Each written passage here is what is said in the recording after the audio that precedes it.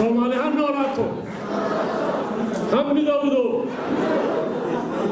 halganka dheer ee walaalaheen ay soo galeen ay ilaa maanta ku jiraan annagu haddaan nahay ururkii sarda ama wakiilkii sarda haddaan maanta ahay waxaan u muujinaynaa taageero buuxda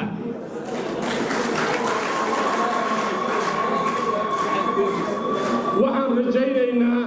in halkaas shirweynahooga uu ka soo baxo wax soomaalinimo oo soomaalinimo u muuqda wax soomaali ay ku wada nasato wax soomaali ay raalli ka noqoto iyaan rabnaa halkaa inuu ka soo baxo waxaa weeye anugu hadalka ma dheeraynayo haddaan nahay sarda amooleyse gobolka city intan dambe dhibaatooyin fara badan baa nagu habsaday dhibaatooyinkaa nagu habsaday waxaa ka mid ah in dowlad deegaankii cafarta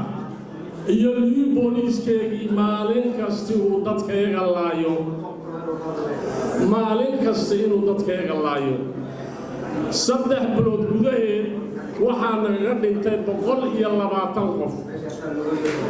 daraadoo u dambaysa waxaana naga qaaday inta 2 nin la dilay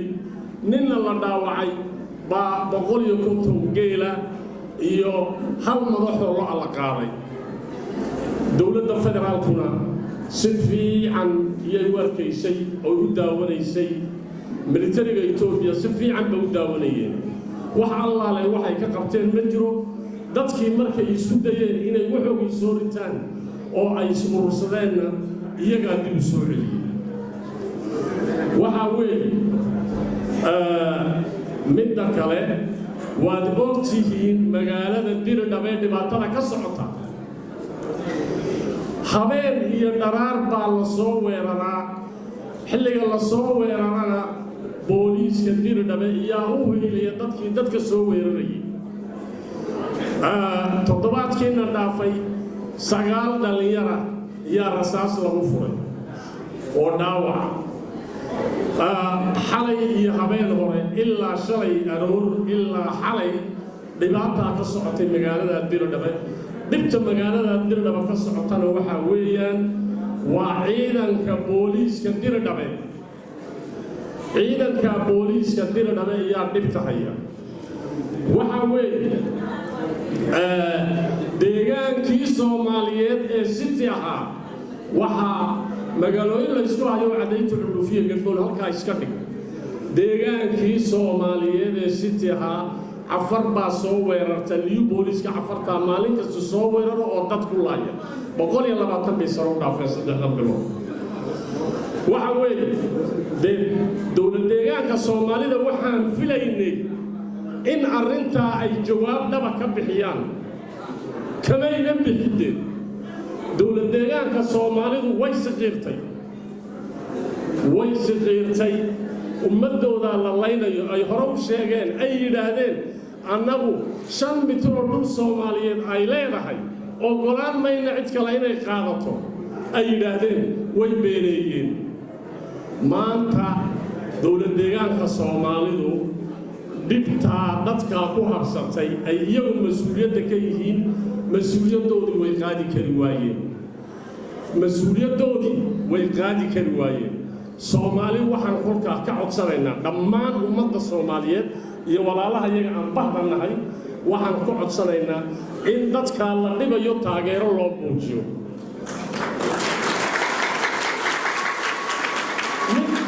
midda labaad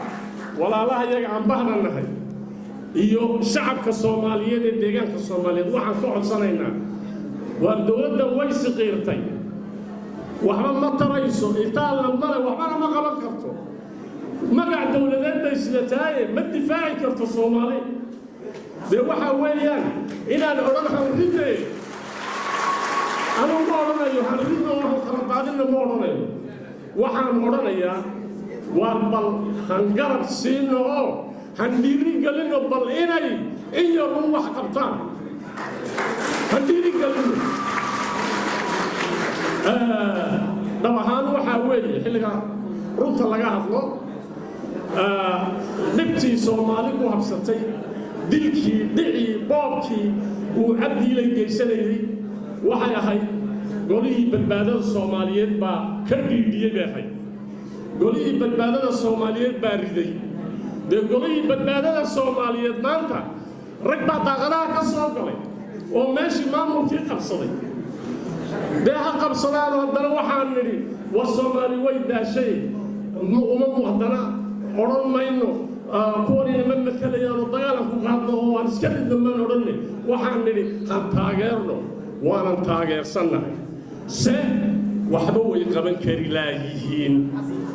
wa intaal daraa haysa maad aragtay oroma waxay go'aansatay dirdhaba inay xoog ku qabsato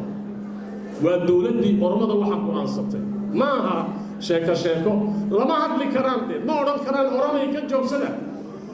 cafari waxay go'aansatay deegaankii Soomaalida inay qaadato way joojin kari waayeen maanta liu booliis baan leeyahay liu booliiskeenu itaal buu leeyahay karti buu leeyahay dee waxay ahayd liu booliiska in la diro oo la daafaco xuduudda Soomaaliyeed xuduuddii Soomaaliyeed kuwani inay daafacaan ma rabaan kursigooda inay daafacaan bay meesha u fadhiyaan waxaa kolka aan leeyahay Soomaaliya waxaan leeyahay waa niman kursi u fadhiya iyo hanti bal kursiga iyo hantidana hanu dayno bal han dhiiri gelino inay in yar oo Soomaalinimo ay muujiyaan oo dadka difaacaan iyagu xil ka saaran yahay dadka inay difaacaan walaalaha iyaga oo nala waxaan leeyahay walaalaha iyaga oo nala waxaan leeyahay innagu bahwadaag baan nahay waxaan bahwadaag ku noqonay Soomaalinimo ku noqonay dee Soomaalinimada aan bahwadaagta ku noqonay si adag hanu muujino idinka si adag hanu muujino idinka laftarkiina waxaan iniga baahan yahay dhibaatada ummadda Soomaaliyeed ku habsatay in aad meel kasta kaga dhawaaqdaan oo kaga hadashaan shacabkana waxa loo baahan yahay inay mudaharaad muujiyaan maaha kursi urur been oo la isku haysto ururkan lagu leeyahay shacabku kolkoorna Tigray u baasamay in kala orama mad faraha ku haysa waxaan leenahay maaha ururna waan leenahay maaha annagu ururada maanta aan leenahay waa ONLF waa sarda waa ururada u soo halgamay ummadooda kolka waxa weeye walaalaha iyaga ONLF idinkana waxaan niga saaran xil weyn baa niga saaran xilkiina qaata waxa la dhici waa Soomaali magaalada Soomaaliyeed waa magaalo Soomaaliyeed oo dirdhaba leeyahay dirdhabeen oromana xaalad weyn bay ku jirtaa oromo waxaan halkan maanta uga soo jeedinayaa oo leeyahay waa dad islaam oo walaalaan nahay waaranagu dagaal ma rabno waaranagu xumaan ma rabno waaranagu dad isdildila oo dhibaato inay sii socoto ma rabno war dad walaalaan nahay han heshiino inagoo heshiisa han wax wada qabsano han isgarab siino isbeddelka Itoobiyana han maad aragtay inagoo Oromiya Soomaali ah han gacmaha ku qabanaan leeyahay xilliga jabhadaha meesha fadhiya nimanka kale meesha jooga waxaan anigu hadalkayga dheerayn maayo waxaan ku soo koobayaa maanta waxa weeye waa maalin weyn walaalahayo maad aragtay ONLF ururka Jooxa iyo dhalinyarta Jooxa ha guulaystaan midnimada Soomaali ha adkaato ururka saqiirayna gacana la siiyo uu saqiiraya gacana siino lacagtiyo kursigana ha u geeyay gacana siino salaam calaykum